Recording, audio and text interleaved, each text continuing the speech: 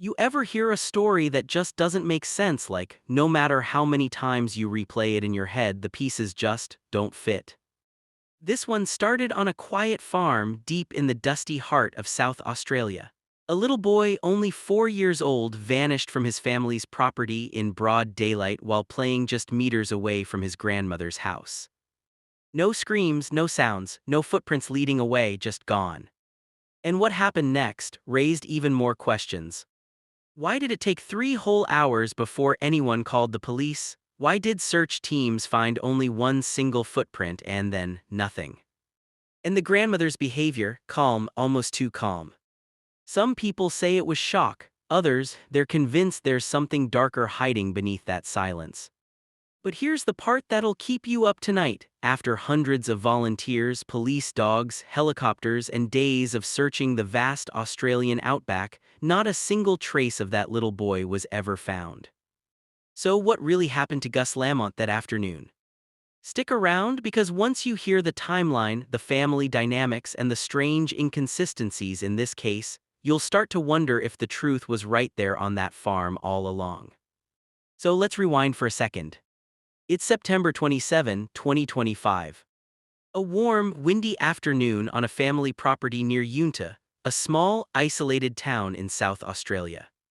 4-year-old Gus Lamont was playing outside his grandmother's house. Just a little kid, happy, curious, covered in red dirt, doing what kids do best. Inside, his grandmother Shannon was watching over him, or at least that's what everyone thought. Around 5 p.m., she looks outside and realizes Gus isn't there anymore. No sound, no movement, just an empty yard and the sound of wind blowing through the dry grass. Now here, where things get strange and honestly a bit uncomfortable. Because instead of calling the police immediately, 3 hours pass. Yeah, 3 whole hours. And in a disappearance like this, every minute counts. By the time police finally arrived, the sun had already dipped behind the horizon. The temperature started to drop fast and the search began in total darkness. But what they found or didn't find would confuse investigators for months. One small footprint. No trail. No scent for the dogs to follow. Nothing else. Pause. And when you start hearing how the family reacted and how their stories started to slightly shift, you'll understand why people can't stop talking about this case. Because what happened that night and what didn't happen might hold the key to everything. Now let's dive into what really went down in those crucial first hours, the part where this story starts to twist. Alright, so the search begins. Police arrive, neighbors join in, and soon, what was once a quiet family farm turns into a full-scale search zone. Dozens of people walking shoulder to shoulder, scanning every inch of the red dirt, every bush, every fence line. Helicopters hover overhead, dogs sniff through the dry fields, but hour after hour, nothing. And I mean nothing. Not a toy. Not a piece of clothing.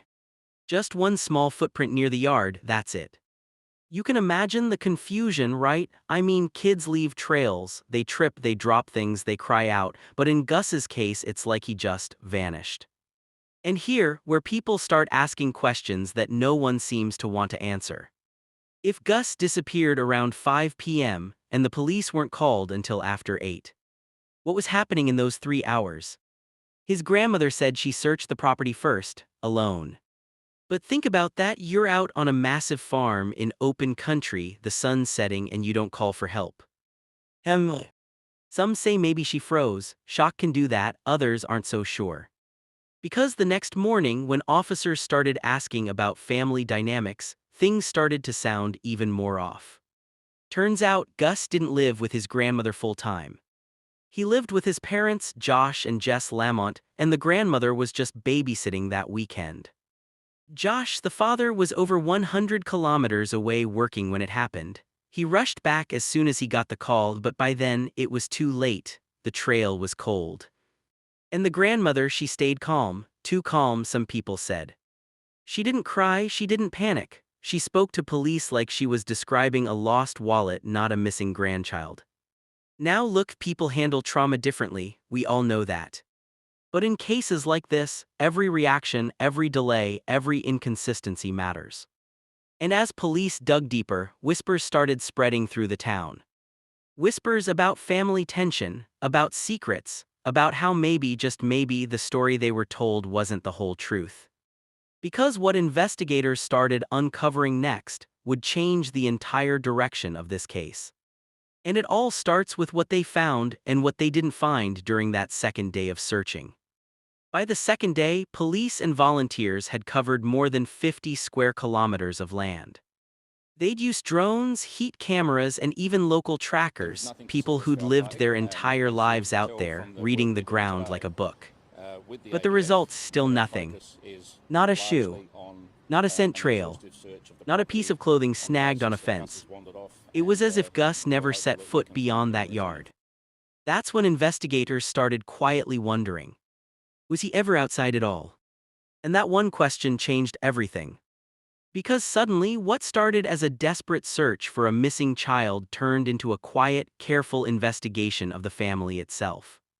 Neighbors were questioned again, timelines were rechecked. The grandmother's story about when she last saw Gus started to sound inconsistent. She said he was playing in the sand just before dinner. Then she said she'd gone inside for only a few minutes.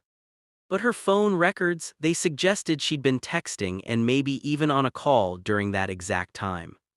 And when police asked why it took 3 hours to call for help, her answers grew vaguer. She said she wanted to look herself first.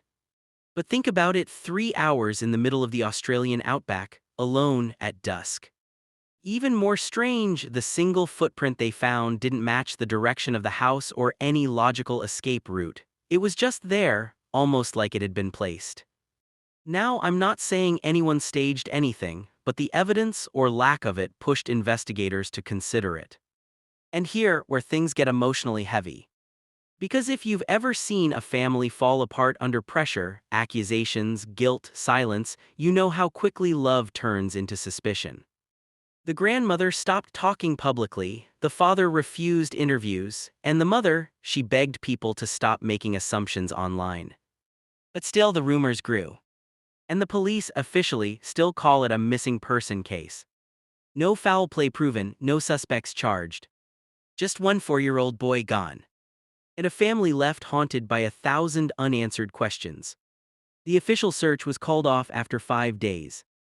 But even now, people in that small town still say they sometimes hear a child's voice in the wind, echoing across the empty fields where Gus once played.